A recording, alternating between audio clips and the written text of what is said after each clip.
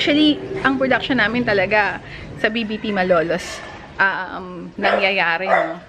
So, baka akala nyo hindi kami nagpo-produce. Siyempre, nagpo-produce kami.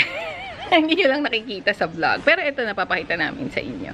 So, ito silang tatlo. Ayan. Hello!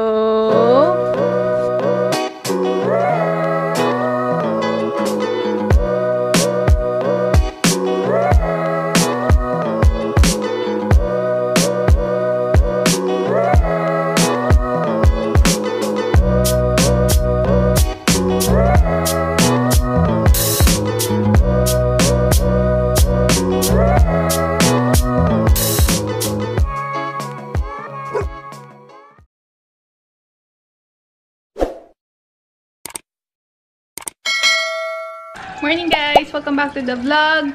Today, pakita naman namin sa inyo yung isa pa naming production.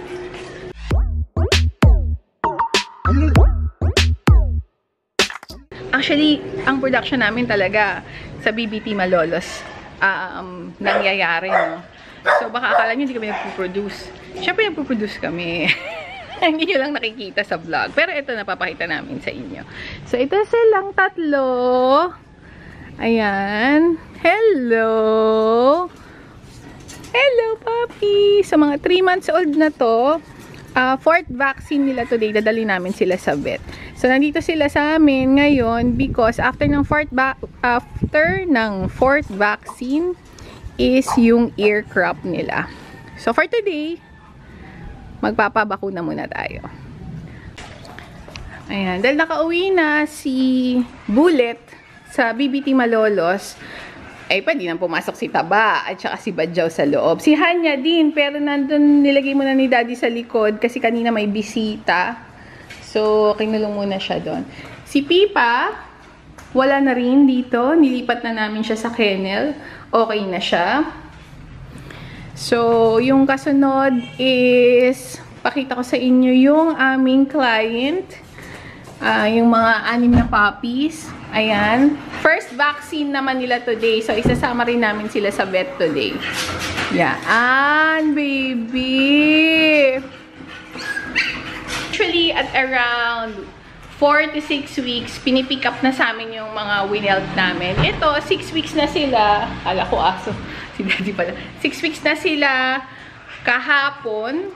So, first vaccine. And then, I think they're going home after nito. So, next week, they're ready to go home.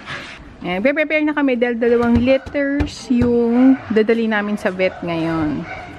Yan. So, yung isang litter na 3 months old at saka yung winewhelp namin na client na 6 weeks old. 1.5 months old. Ano? Diyan yung ano. Dito yung mga kay ano. Oo. Ha? Taba, sasama ka ba? Yan, papalamig na kasi mainit, no? Kawawa yung mga puppies. Palamigin na muna natin yung sasakyan bago sila isakay. Tapos, si Vlad, meron siya nito, electric fan. Aircon naman yung car, no? Pero, nilalagyan pa rin niya nito.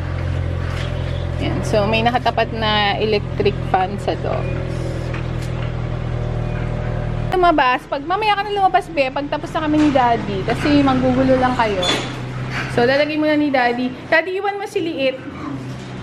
So, 5 lang yung ipapalagay ko dito sa Barry Kennel. Yung maliit, si Water Pop, ayoko siya ipasama dito, hahawakan ko. May feeling ako na hindi pa siya mababaksin kasi sobrang liit niya. Ay, nakatabi na tayo ni Daddy. So, bubuhatin ko yung maliit na yun.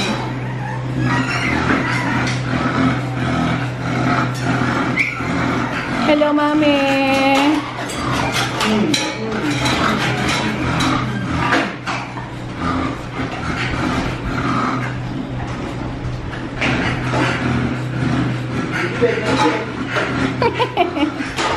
Hello, Papi! Saan kayo pupunta? Ayan. Doon na sila sa car.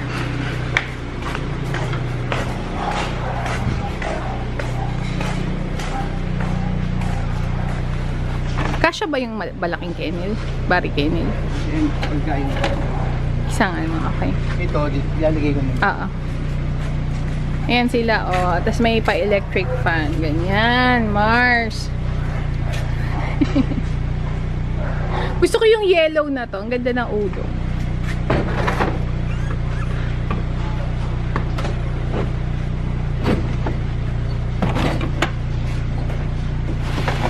Yan. So, yung sasakyan namin, nag-i-expand yan. Kala nyo lang hindi kasya, pero nagkakasya sila. Nung lumipat kami dito sa farm, hindi namin alam kung paano napagkasya ni Vlad yung mga dog cages na kinalas niya. Tapos dito namin kinarga yun. Pero nagkasya naman. May ano yun. Ganun pala yun. Okay. Ayan, si Vlad maarte yan sa ano. Ganyan, may mga kailangan na set up muna. Kailangan ayos, hindi pwedeng hindi. Yan eh. Yan siyang ganito. Mga para-paraan. So, kukunin niya na yung puppies. Ayun o. Ayan o.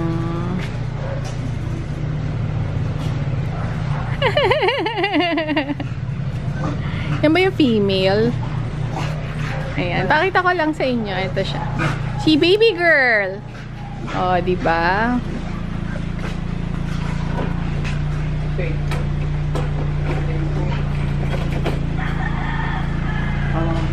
Baby girl. Ayan. Ito pa yung isa.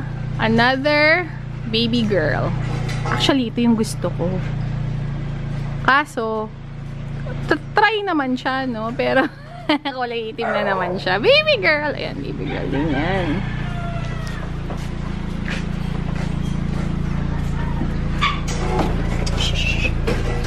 No.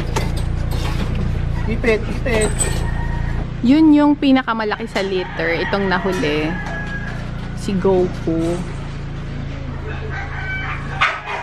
At nag-iisang male. So, sa litter na yan, 3 sila, 2 females, 1 male. Ayan. So, sa mga nagtatanong, no, yung nagpo-produce po kami. Sunod-sunod nga to eh. Yan. Hindi nyo lang po nakikita kasi sa BBT Malolos talaga siya nangyayari. Yan. Nandito sa amin yung aming mga, mas seasoned na dogs. Yung mga nauna namin. Okay. Sige na, kukunin ko na yung siliit.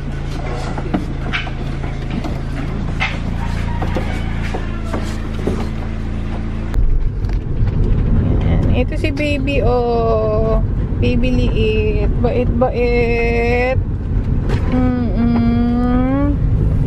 So, papa-check up ko lang to. I don't think ipapabakunahan to kasi napakaliit niya for his age.